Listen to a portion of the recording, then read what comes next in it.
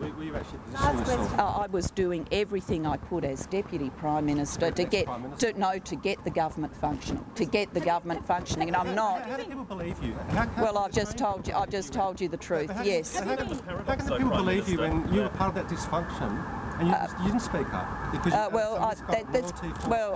that's because I believed. Your question is internally inconsistent. Let me answer it. Well, I'll answer it. Thanks very much.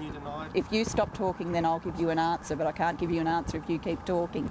Your question is internally inconsistent. You are suggesting to me that somehow I either wasn't doing this work, or if I was doing this work, I should have been speaking about it. Well, it stands to reason that the work I was doing to get the government functioning was only going to work if I did it internally to the best of my ability. Ultimately, it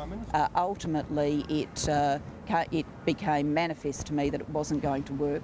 What made me Prime Minister was the people who knew the functioning of that government best formed the view that I was the best person to lead it, and formed the view in large numbers that Kevin Rudd was not, and consequently he did not. And consequently he did not present to the ballot. I'll take a question here. I'm not happy. No, can I just? Because the Australian people. Well, I'll answer your question, but just. At that time, I'm not listening to this rudeness. I'll answer your question and then I'll give a question to your colleague. Thank you very much. I'm not going to have you just speak to me like this. End of sentence. I'll answer your question and I will take a question from your colleague. And the answer to your question is exactly what I have just described to you. Now it is your colleague's turn. Don't be rude to him.